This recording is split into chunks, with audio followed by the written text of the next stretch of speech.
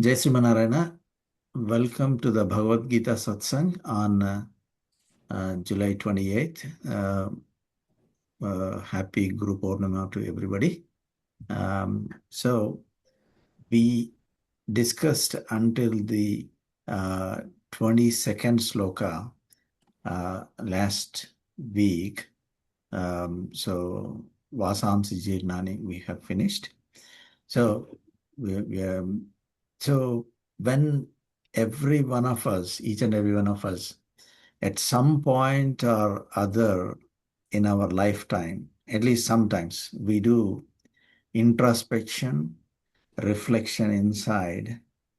And so the question comes to our mind, why are we all here? Some deep questions, right? So this is a very common experience to everybody, every human being. We may not realize on a day-to-day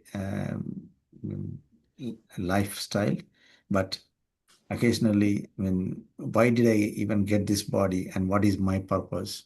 So, so all of these questions.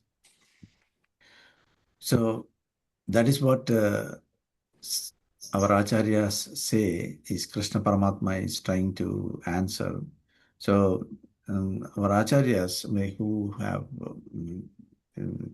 so understood Sri Krishna Paramatma's Tattvam through Bhagavad Gita, they say that the simple answer for that kind of question is that the human body is given for us to perform our duty. So unlike the animals or trees, they're like they don't have they are instinctual. Animals are, and then trees can't even move. But whereas human beings, we know good and bad, and so essentially, the human body specialty is that is given to us for performing our duty. And the duty is to bring welfare to the society around us. Of course, that includes society, includes us as well. And but bringing the welfare to everybody, the keeping the longer term welfare in mind. So that's what Krishna Paramatma is trying to teach. So just like a parent who disciplines their children, this is what our Acharya says. Even if it is causing discomfort to the child, in the best interest of the child, so they take the tough action. So with tough love, that's what Krishna Paramatma is doing to Arjuna by not letting him go when he didn't want to perform his duties. So because he wanted to put him on the right track. So through Arjuna, Sri Krishna Paramatma is giving all of us that knowledge, that bestowing that Tattva Jnanam upon the humankind. And he's speaking about Atma right now in this Sankhya Yoga, second chapter of Bhagavad Gita. He started right away with Atma Yogam, Atma Jnanam, imparting Atma Jnanam. And so and as part of that, actually, Krishna Paramatma has explained about the bodies as well, not only Atma. So the nature of the body right in the previous sloka, Vasams Jirnani Yadha Vihaya. So about the body, the nature of the body, he explained. Bodies are like clothes that wear and we discard them when they become worn out.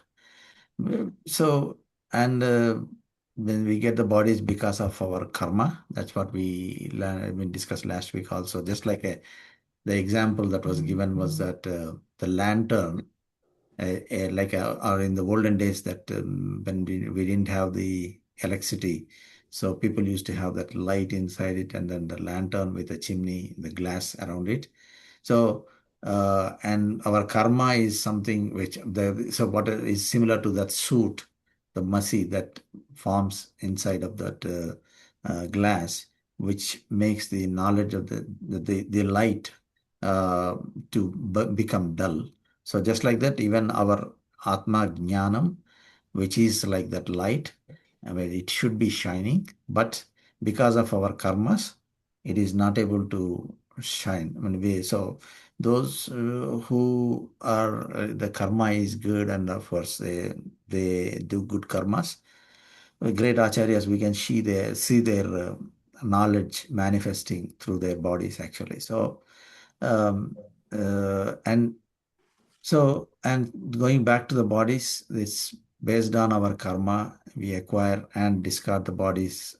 So there is no need to grieve. That's what Krishna Paramatma is saying, and he explains the characteristics of the Atma. And there's a very difficult challenge for Krishna Paramatma, because not only Krishna Paramatma, for anybody to explain this, because it is easy to explain about something which is visible. If something is seen, it is very, very easy to explain that. But which is something not visible. So if you go and look at a car and it is not functioning well, we can explain easily about it. But if you talk about something like a cell phone signal, so it is very hard to even imagine. I mean, we know that it is because it is there because we can speak through the cell phone, but the nature of that, it is very difficult to explain. So something invisible, right? So, but Krishna Paramatma is doing that with ease. Very easily is able to explain, and that's the if we connect the dots, like all the slokas, right from the 12th sloka, he started explaining about the Atma and the body, and the comparing them. So it's like an invisible thread. So he's slowly taking Arjuna and all of us in that course. So now it comes to now the coming to the 24th sloka. So is trying to explain something what destruction really means, right? So what is the process of destruction? So is Arjuna is worried about the destruction of the bodies of, I mean, when he performs his duty. That's why he didn't want to perform his duty. So, because it is going to cause destruction of something. So, um, so, and and destruction of the body and destruction of the Atma, right? So, just to explain this, our acharyas give us a explanation that in order for something to cut something, it has both of them have to have that ability. Like for instance, so Acharya gives an example of a fruit and a knife. A fruit has the nature of being able to cut by something sharp. So and the knife has the ability to cut something. So knife is able, and the fruit has the quality of being able to cut. So it's able to cut the fruit with a knife. But whereas if you take a betel leaf, like tamalapaku, we say, right? So if you take the betel leaf doesn't have the ability to cut the fruit, even though fruit has the ability to cut. So it cannot cut, so it cannot destroy. So in order for something to happen, a subject and object, the subject like fruit should have the ability or quality of being able to be cut, and then the object should have the ability to cut it. So likewise, a diamond and knife we take, diamond doesn't have the ability to be cut by a knife. So knife, even though it can cut, but it cannot cut through a diamond. So diamond cannot be cut through. So both the subject and the object should have that ability to be performing in any case. So like just like that, so even if you take a knife and just cut through water, there's nothing you can't even cut through. So these are the examples acharyas give in this context. Actually, we will understand why this is being so. As right. So in the same way, Atma does not. possess the qualification to be killed, does not have the ability. So, just like the diamond cannot be killed, cut by a knife, Atma does not possess that qualification. So, by to be cut by anything. And and there is no instrument that can, no object that has the ability to cut the Atma through it. Um, and because the reason is, we discussed before also, it is called Niravayavi. So, Atma is, in Sanskrit, it is called Niravayavi. What does that mean? Does anybody recollect? Niravayavi. Um, so, No shape. Avayavam, we know what Avayavam means, right? Yeah. Avayavam, in a way, no shape is right, but Nir Avayavi means, Avayava means a part, a body part. Avayava, so we call like our body, the hands and legs are Avayavas, right? So our body is avayavi because it is formed of multiple parts. So that's why, I mean, so joints, we have joints which are joining different parts of the body. So it is easy to break the joint. That's why once we become old, our joints have the problems, right? So because that become weak, so it is easy to cut off something at a joint. And avayavas, they are joined together, and it is easy to cut them through. Whereas Atma is Niravayavi, means it doesn't have any parts. It is one entity which is very, very small or subtle, which is why Atma cannot be destroyed. So that is so that it is a Niravayavi, and it cannot be destroyed. And uh, so, is there anything that can enter into this Niravayavi to destroy it? So that is the question. In this sloka, Krishna Paramatma is explaining. So the sloka is like this. Achhedyoyam. Okay, wait a minute. Let me go to 23rd sloka, not in the 24th. Yeah, 23rd sloka. He's talking about is there anything um, that can cut through, right? So the sloka is like this. Nainam chindanti shastrani, nainam dahati pavakaha, nachainam kledayantyaapo, nasosyayati marutaha. So, this sloka, so actually one way to, I mean, why he's talking about these four right here, right? I'll give you a clue. We know Panchabhutas, right? What are the Panchabhutas? A trivia question. So, what are the five elements, right? Five elements, which, I mean, according to our Shastras, when we are Panchabhautikam, our bodies are made of Panchabhutas, we call, right? What are those five elements? Fire, water, Yeah, fire. Okay, fire, water. water. Yes, very good. Technology gave me fire, water, Fire, water, uh, and earth, right? Earth and what? Wind or air, right? yeah. So that's Vayu. And then what? What is the fifth one? Anybody?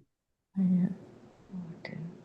Akasham, space. Right. Okay. Right. So these are the five elements.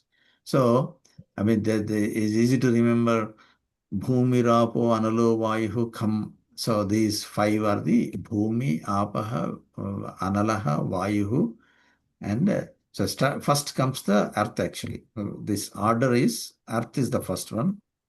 and then water is the next. So there is a reason to have this word order. Bhumi, Apaha, Analaha, Vayuhu. So earth is Bhumi, water is Apaha, fire is Analaha, and then Vayuhu, and then this Kham is Akasha. So Bhumirapo Analu Vayuhu Kammanu. So that's what later on Krishna Paramatma gives those also. Okay. So now these five, out of these five, the four are something which we can experience and we can acknowledge that these are elements. The fifth one, Akasham, is very difficult to comprehend, and it's not something which we cannot, it's not something we can experience. We can just look at it and we know the Akasham is there, but we don't know, we can't see, we can't tell whether something is out there or not, right? But these four, at least we can experience them, right? So these four he's talking here. But what are those four, right? So here, Shastra. Shastra means what? Shastram.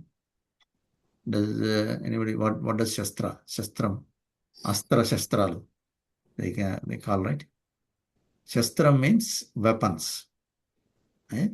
Shastra is the weapon, and weapons and everything that we see around, anything that we see, computers or cars or weapons or anything made on this earth, the one element that it's made of earth basically. So we can say this Shastram is earth. Okay, this is the first element. Right? This is the first element, which is the earth. And then, so here, Pavaka. Pavaka means, what does Pavaka mean? Pavaka means fire, actually. Okay?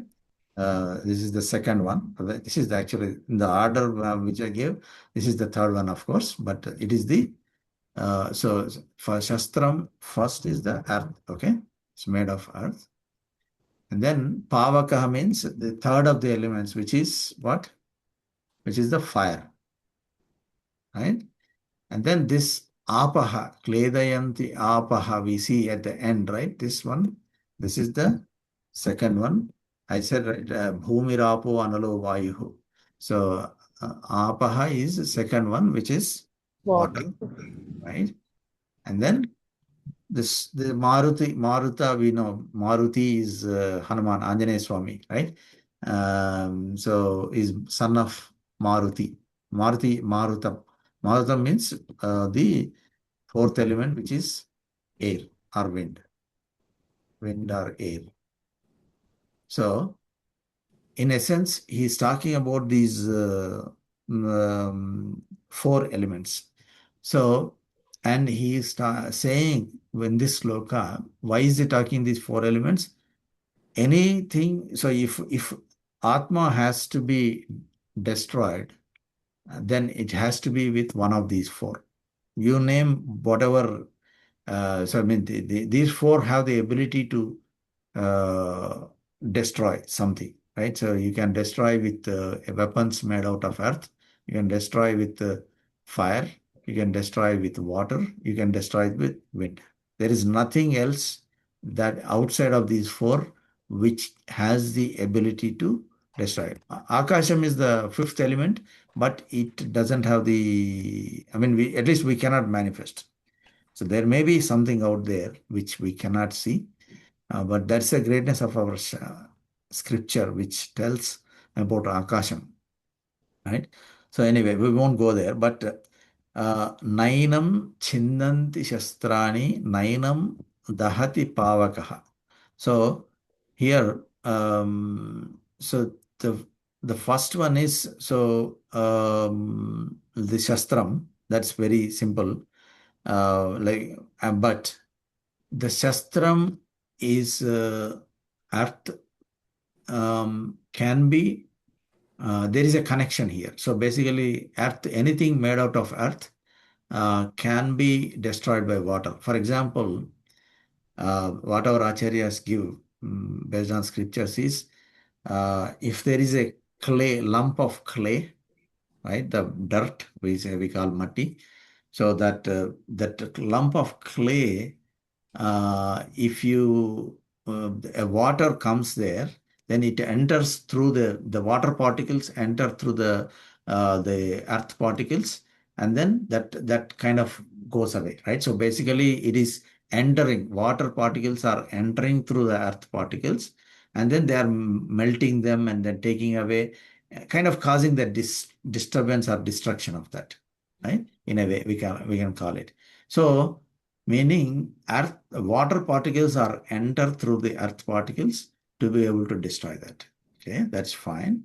So now the next one is about uh, the fire. Next comes the fire. On top of water, the third one is fire, right? So fire, so that is the difficult part to comprehend, because what is fire? What actually we need to understand what fire is, right? To be able to understand how it is destroying.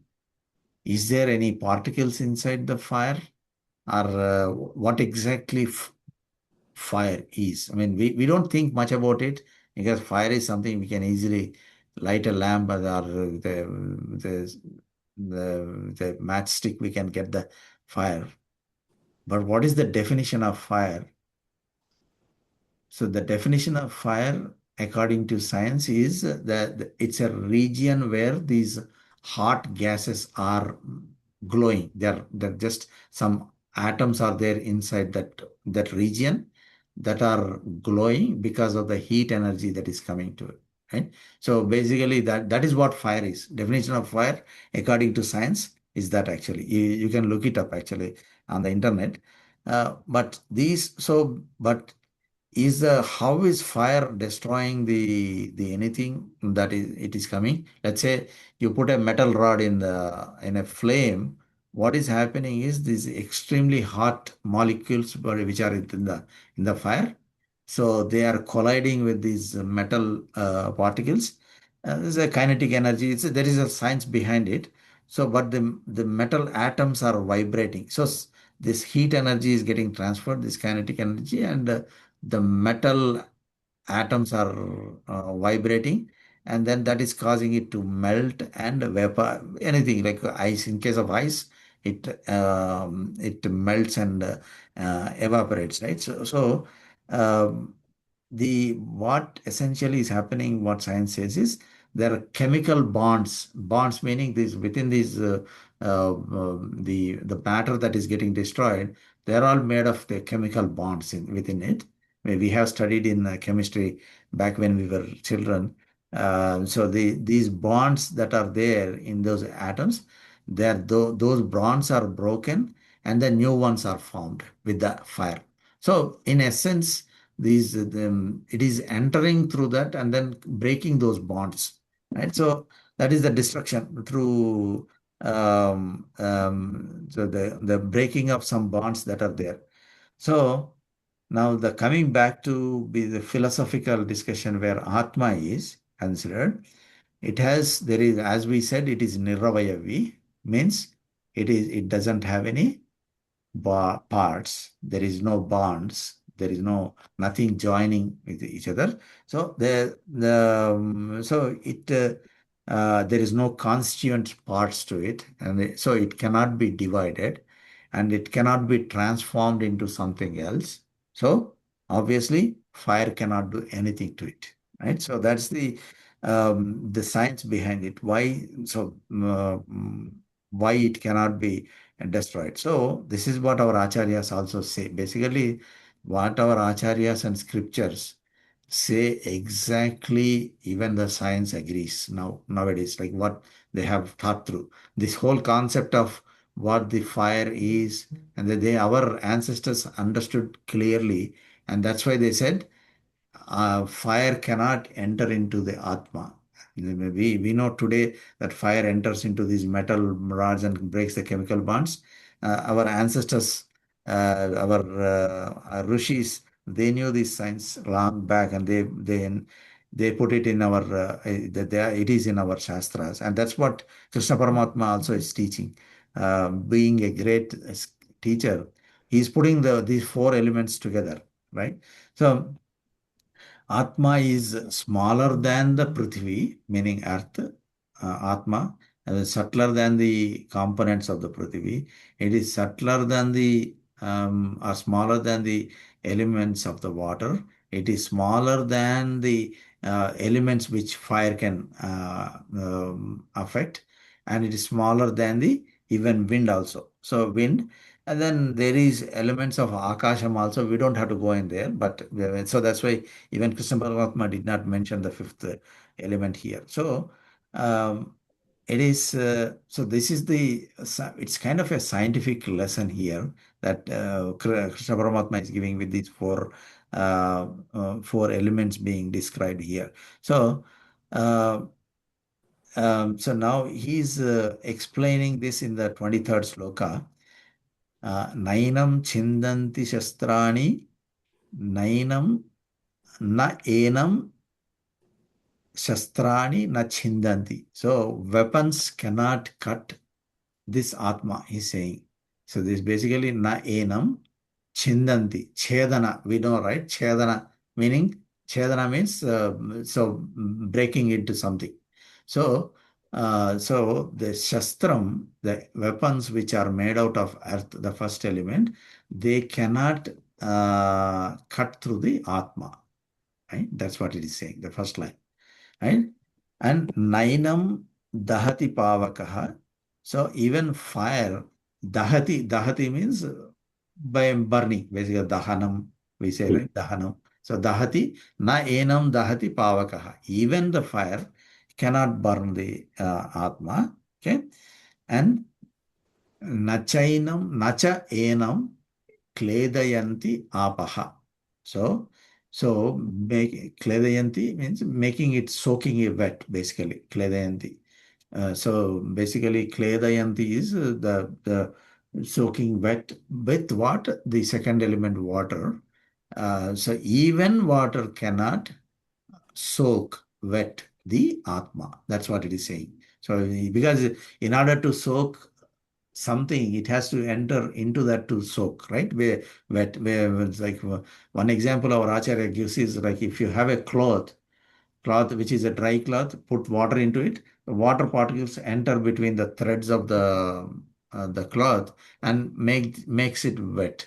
And then so eventually if you keep it long period in that, then it kind of becomes weak and then easy to tear, right? When many days together, if we put it, it kind of soaks wet and it gets easily destroyable. But but if you in that cloth, on that cloth, if you soak the cloth in oil, then oil particles go between the threads of the cloth. Now put water on it, water particles cannot go through it. So so that's the example our acharyas give, that it cannot, water particles cannot enter into that cloth which is wet with water. So that similarly the Atma cannot be soaked wet because water particles cannot enter through the cloth. So and nasoshayati marutaha. Maruta, that is easy to explain because wind can so soshayati means like blowing it away, basically. So the maruta, wind also cannot blow away the Atma because it cannot enter through the Atma because it's so subtle. So these four things, Krishna Paramatma is saying the external objects do not possess the uh, power or the ability to cause any change to the Atma. So that's and and so in this sloka, he's explaining inability of these external objects. So this is very interesting thing we will learn from this sloka and the next sloka. The connection is like like I was giving an example, right? Fruit and the knife. Nice. So the fruit doesn't, or the fruit and the betel leaf, let's say, I take the example. Betel leaf cannot cut through the fruit, right? So when you consider Atma as the fruit, and these four are like the betel leaf, they don't have the ability to cut through this. Or even better example is the diamond and knife. Even though these four have the ability, just like the knife, to destroy things, but Atma is like the diamond. And so in this sloka, he is talking the abilities of these four, which is the earth's ability to break through and then the fire ability to burn, and then apaha, water ability to soak something, and then Maruti is blow away something, wind. So he's talking from the point of view of the objects which will work on subject. Now he's not talking about the Atma yet here, but he's saying these four objects cannot destroy the subject. Now, does the Atma have any ability to be destroyed? That he connects with them in the next sloka, right? This is the Achhedyoyam Adahyoyam Akledyo Ashoshya evacha Nitya Sarvagata Sthanu Achaloyam Sanatana. So he's connecting. This is the second sloka in the sequence. So what is he saying? So he's talking in this sloka from the point of view of this Atma. Does Atma have the ability to be done like this? Like what? Achhedyoya. So Atma doesn't have the ability to be cut. We have, like in the previous sloka here, Chindanti, he said. The Shastram Chindanti. And then here the connection is Achhedyoyam, inability to be cut. Obviously, he's talking about the earth from the first element, right?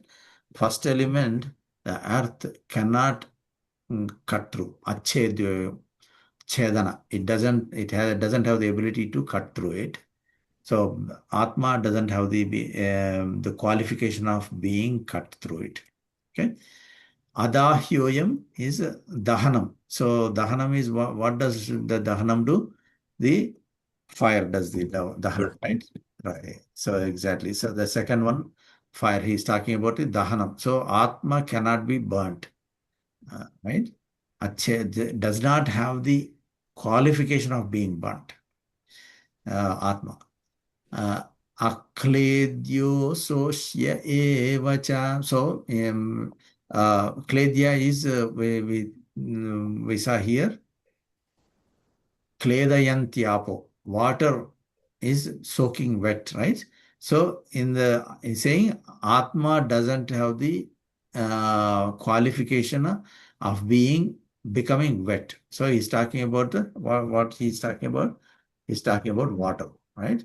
So this is actually let me based on what comes first and second. Okay. So this is the second element, which is the water, which so it Atma doesn't have the ability to be soaked wet by water. That's what he's saying. So Soshya evacha. So even this one is talking about the fourth one, which is wind, right? The fourth one. So it's a very interesting connection he's making. It's very hard for us to make this connection if we just read and go, right? This is what our great acharyas do, this connection for us. And that's what by understanding deeply. Once we hear this, that's it. It will stick in our mind. What the 24th sloka, 23rd and 24th slokas, how are they related? If anybody asks, like it's very easy for us to explain now. Right? Yeah. Right? So that's the connection. So Achhedya, Atma does not possess the first one. Achhedya, Atma does not possess the quality of being cut. And Adahya, Atma does not permit the particles of fire to enter into it. Akledya, it is incapable of being wetted. And Ashoshya is incapable of being blown away by air. And what else is Krishna Paramatma saying? Saying Nityaha Sarvagataha Sthanu. Right? Achaloyam Sanatanaha. There are beautiful adjectives he's throwing here. So it's very amazing to understand here. So Nityaha Sarvagataha Sthanu Achalaha Yeah. and Sanatanaha. Okay. Right? These are the five qualities or five adjectives he's throwing to Atma. Just he's making us understand, making us able to understand Atma by giving these things which we can understand. Say something invisible. How do you explain something invisible?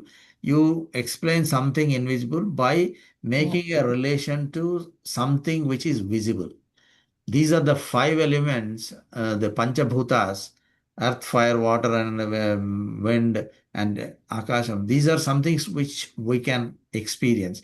Through them, he is explaining the Atma, which is invisible, so that we can understand properly. So that's the beauty of, that's the greatness of Krishna Paramatma. And he is giving, there are others. So Nityaha, the first one, the other abilities of Atma. Right? Nitya, what does Nitya mean? I think we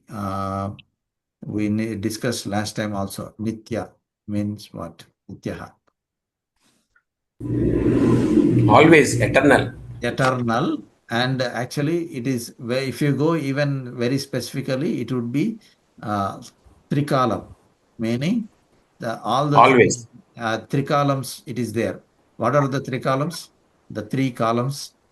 What are Bhuta the Bhavishyat. Bhuta, Bhavishyat, Vartamana. Yes, we discussed a couple of weeks back as well, I think. Bhuta is past, Bhavishyat is future, and Vartamana is Present. present. So, all these three columns, it is there, Nityaha. Nityaha. So, basically, it has Traikalika Abadhyam, which means it remains unaffected in all three periods of time. The Atma is Nitya. This simple word is giving so much of meaning. And Venkataharu, sorry, excuse me. yeah, When you go back, okay, sure. Nitya is eternal. I understood. And Yeah. then what the four elements, right?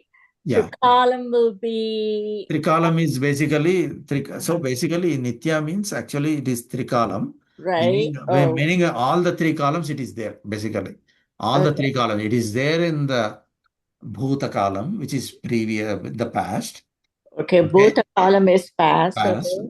And Bhavishyat, it will be there in the Bhavishya column, which is in the future. Future. And then it is there in the Vartamana. Of course, we all know the Atma is right there right now. Vartamana is there. So present. Vartamana is present. So these three columns, it is always present. The Atma is present Okay. in these three columns. So it is eternal. Okay. Yeah. So that is why that's what Nitya means. So Nitya means it is there in the three columns. మా కూతురు పేరు నిత్యాని. Okay, that's good. Good to connect. I mean, there is so much of meaning. So Nitya. So it's about Atma's quality. You can explain Okay. to them. Yeah, Thank you. wonderful. Thank you. That's good. So um, and Sarvagataha. Sarvagataha means nothing can enter into it. So, but it can enter into anything or everything. So, no matter you have a 6 foot thick lead wall, it can pass through it. So, when that's what they create those walls. Even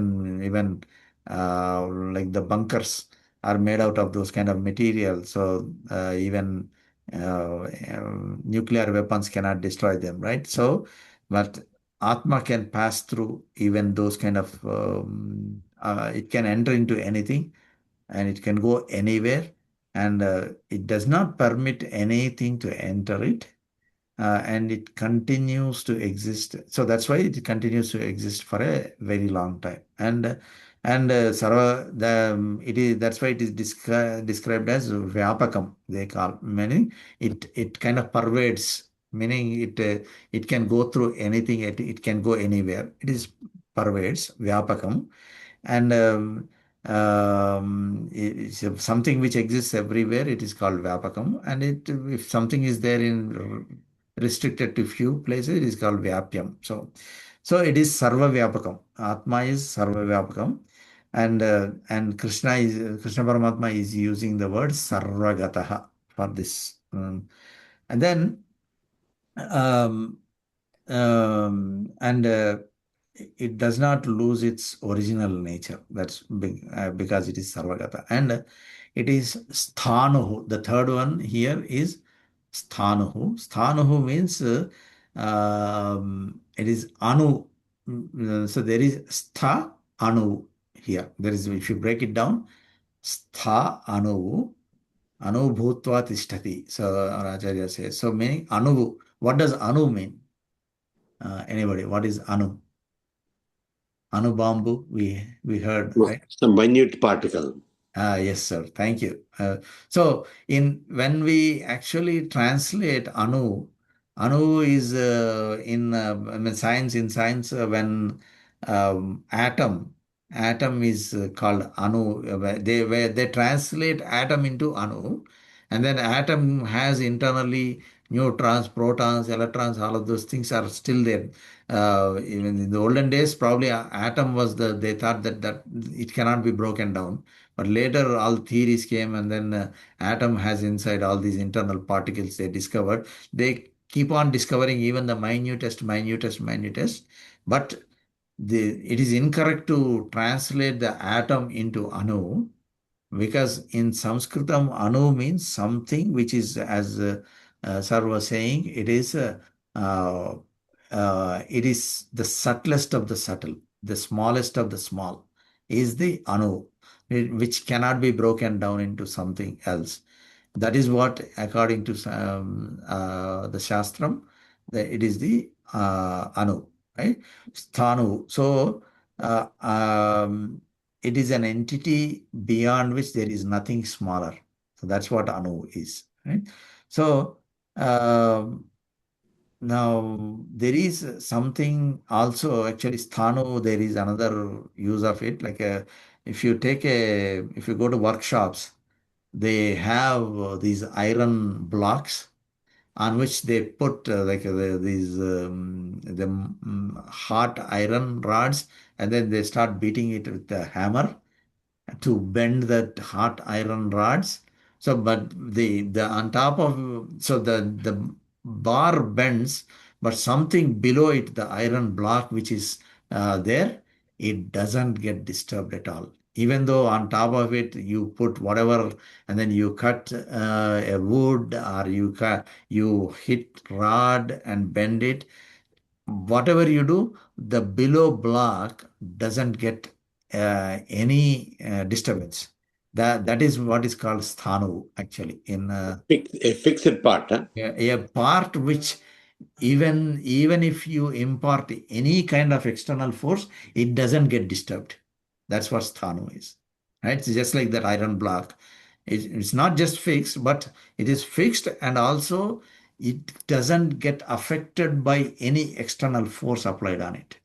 So you put whatever the iron blocks are, the iron gets destroyed, or iron gets bent, but the bottom block, it is so strong that it doesn't get destroyed. That is what sthanu is, actually. So Atma is like that, actually. So that's what our Acharya says. And there is it is also called Sanatana. Sanatana. That, so in this here, Sanatana. What does Sanatana mean? And we hear the Ancient. Huh? Sanatana Dharma, it's not just ancient, it is ancient. That's partially correct. But there is something in addition to it. What does Sanatana means? Sanatana means again something which is eternal. So it was there ancient times also, and it has not changed at all even during this, like even from the ancient times until now. It has not changed. That is what Sanatana. So when we see things change over a period of time, even our lifetime, during our lifetime itself, we have seen so many changes. But Sanatana is something which has which doesn't change over a period of time, over any amount of time. It is always the same. That's what Sanatana means. Sada asti. It means it always exists. That is what Sanatana is. So even our traditions, practices, I mean the family values, those things which came with Sanatana, that's why it is the Sanatana Dharma, it is called. The Rishi Proktam. The Rishis have given this family system for us, and that has been there forever. And that is what is Sanatana. I mean, so that's why it is called Sanatana Dharma also. So our Dharmam and the Jnanam is also like that.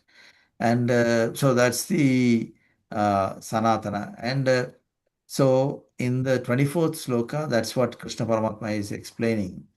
Achhedyoyam adahyoyam akledyo soshya evacha Nitya Sarvagata Sthanu Achaloyam Sanatanaha. We didn't touch Achala. Achala means, say, can anybody tell what Achala means? It is very Immovable. immovable. Rocket. Perfect. Yes, sir. Yeah, it which cannot be moved anywhere, and that's why actually we call Venkatachalam. Venkatachalam. Tirupati mountains are called Venkatachalam. Yes, Achalam is the mountain cannot be moved anywhere, so it is called Achalam. Venkatachalam, Sheshachalam. So, so meaning Atma cannot be moved by any external force from one place to another. So even wind, if it blows past it, because it's so subtle that uh, uh, it can't affect it. Right? So that's what um, that's what it means. So um, so Krishna Paramatma is giving these ability are the qualities of the Atma. It's very interesting. What we need to remember is the 24th sloka is said from the perspective of Atma. Atma doesn't have this ability. It cannot be destroyed. It cannot be broken into. It cannot be burnt. It cannot be soaked wet. It cannot be blown by wind. So he's talking about from the Atma perspective. Whereas in the 23rd sloka, he's talking from the earth, the elements perspective. This element cannot break into it. So that's what that's an important takeaway for us from these two slokas. So Shokam is so what our acharyas say is that I mean we all at some point in life everybody experiences grief, and so we discussed like what does Shokam, why does Shokam happen to us? Just three or four categories. The grief occurs to people when something is taken away, what we like is taken away from us, and then what we are expecting to come to us, that does not come. So, or what we don't want, it comes to us. So these are about three or four categories. The Shokam fits, and the second chapter, Arjuna is experiencing this sorrow. Um, and so Krishna Paramatma wanted to remove the shokam. And actually, if you so there are multiple times he says this. If we go to the 25th sloka, Nanu shochitu marhasi. So, does anybody remember previously? I mean, na anushokam. This is basically na anushokam, na anushokam. Is multiple times he says. There was another time when he's talked about. Nanu Sochanti Panditaha. Exactly, sir. Thank you. So, Nanu Sojanti, 11th sloka, he said, Asocyan Anvasojastvam Pragyavadamscha Bhashase Gatasu Nagatasuscha Nanu Sojanti Pandita. Perfect. So, he is talking this Nanu Shocham, Nanu Shocham. He's not saying Shokam. He's just saying Nanu Shokam. So, uh, what Shokam is different from Anushokam. So, Shokam is just the ordinary grief or crying that arises unnatural. Maybe if we suddenly hear some unexpected news and then sometimes even if something doesn't happen to us, even if we go on the road street and if you see somebody suffering or even some animal is suffering, then suddenly the grief comes out of it. That's a natural reaction. That is a shokam, grief. That that is a sign that we are human beings. Dropping a few tears, that is a sign that we have the heart, right? So that's not something not at all bad. That's not what Krishna Paramatma is referring to here. He's not referring to the shokam. He's referring to Anushokam. So, Anushokam is the anguished outcry or emotional agitation or pain because something unwanted has come and it lasts over a very very long period of time. That's what the Anushokam is. So, not the instantaneous sadness that comes to people and for a temporary period. So, and so it is, we heard a few times Tarati Shokam Atma with, right? So with the knowledge of Atma Jnanam, you can cross the ocean of the Tarati Shokam Atmavit is the saying. So the ocean of grief we can traverse, and we can overcome the grief with the knowledge of the Atma. And so why it is needed is because he's talking about Dronacharya, Bhishmacharya, as we know the story. That's where it started, right? It's not just them, and he's talking about everybody on the battlefield. And because he's being subject to that extreme grief, which is preventing him from performing his duties. So Arjuna is not new to the battlefield. He has participated in those battles multiple times. But he might have participated in battles. Many people might have died, and he never had this kind of emotional outburst, the anushokam that he's experiencing right now. And so the goal of Krishna Paramatma is to make him understand that recognize the conscious entity that is Atma that dwells within the body and serves as the seat of consciousness. And without understanding this, without understanding that inner consciousness, the Atma, what Arjuna is seeing, just the bodies, right? The relationships that are connected with the body, and which is preventing him from performing his duty. And he's connecting. As we went through the first chapter of Bhagavad Gita, he says so many different things, connecting one to the other, one to the other, and all of them he connects to start crying. That is Anashokam, right? So, so it does not stop after the characteristic of Anushokam, what our Acharya says, is that it does not stop after grieving over just one thing. So it leads from one to the other, one to the other. So um, so if feels a grief about something and sees something and then grieves over about it, and then there is a connection to it, and so it comes. So it is. There is a saying, right? What is that? The Kaupina Samrakshanardham Ayam Ayam Pataka. Ayam Patatopa. So this is one small thing when you connect it to it, it leads to multiple connections. So when there's a funny story where a sannyasi who is in a forest, so he wanted to protect his cloth, which is being torn by the rat.